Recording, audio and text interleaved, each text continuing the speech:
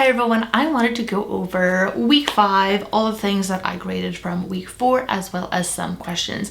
If you want to go ahead and skip to any part of the video, as always, I'll have the time link stamped in the description below. First of all, I want to acknowledge all of you that are continuously doing work. We only got one more week and then it's going to be finals. So this is week 5, end of week 5, and next week I have an assignment, which is kind of like dead week, but we still have an assignment, and then finals. So I've been seeing a lot of people's grades go up, and you still can turn in late work, all of that, but I just wanted to say good job for continuing on week 5. We're still going. Speaking of grades, all of the all the week 4 has been added into areas, and I'm going to go ahead and go over the answers for that.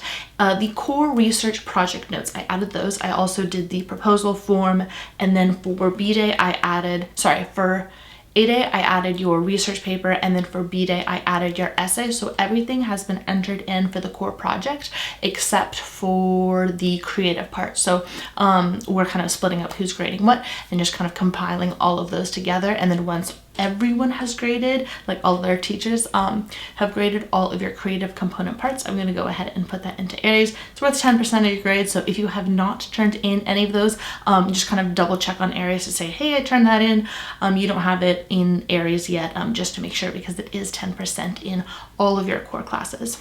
I do not have any updates for the fall.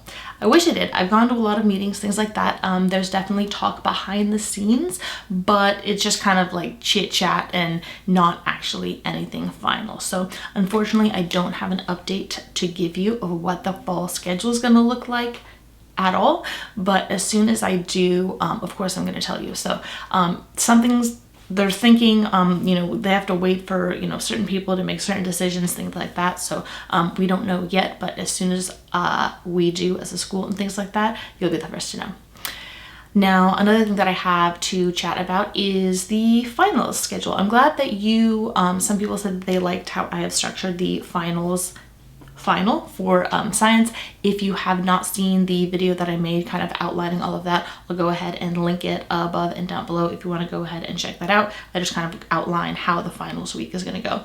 So like I said, the next week is week 6. That's going to be your last assignment. I'll also put out another video kind of saying like, this is how you can start thinking about how you're going to do the final. So be on the lookout for that. And then week 7 is going to be finals week, and then I'm going to have that final for you. Okay, so I think those were all of the questions, things that I wanted to kind of get out of the way, and then I'm going to go ahead and go over weeks 4, I think, yes, assignment, so I could go over the answers for you. You went ahead and did a research. You researched one of the 4 animals. It was either the mosquito, the cricket, the E. coli, or the guppies.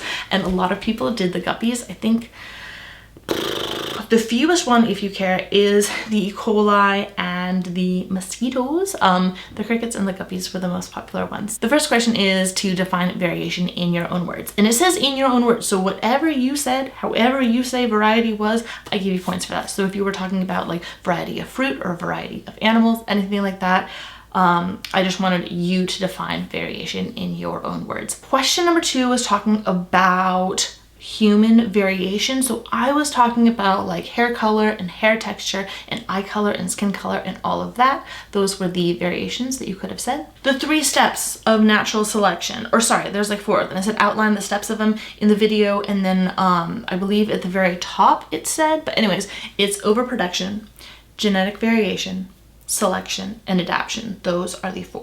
Question number 4 was talking about how overpopulation is actually beneficial. So if there is overpopulation, it kind of encourages the survival of the fittest to exist. If a population didn't overproduce, there wouldn't be pressure on specific traits, and then everything would just kind of like be whatever it was. But if there is overpopulation, then certain traits will be like the best, because that is what is the most effective for like a certain environment and things like that. Then question number 5 was talking about why is variation so important? Well, if there's a lot of variation in a population, and then you put that pressure of overpopulation or like survival of the fittest, then there are multiple types of things that can be chosen that would become the best. If populations didn't have variations, they'd either all survive or all become extinct. So having those variations kind of gives the organisms and such more chances to survive. Okay, looking at the back side of it, I just wanted you to fill out one of those forms. So you could have either done it for the mosquitoes or the crickets or the bacteria or the guppies. You know which one you did. I'm gonna go ahead and show you the mosquitoes. So this is what the researcher studied. This is all the information about the mosquitoes. If you want to go ahead and pause it and kind of read through, you can go ahead. Here is the information on the crickets. If you did not do your presentation on the crickets, here's everything that you want to know about those. Here's the one on E. coli. If you did not do E. coli, these are all of the answers for the E. coli bacteria. And then finally, here is all of the information for the guppies. That's all that I have for week 4. I'm so happy that it's sunny outside. Like today and yesterday, yeah, finally it was starting to get warm and sunny and I can go out and go on like hikes and things like that. Otherwise, it's just been so like doom and gloomy a bit. I hope that you're all doing well. Thank you for always answering all the questions of what you've been doing. Like I said, this week it was just very, very, very inside, not even like backyard because it was super rainy out. But if you have any questions, as always, you can email me, ask me on Remind, or ask to go on Zoom to ask me in person. That's all I got.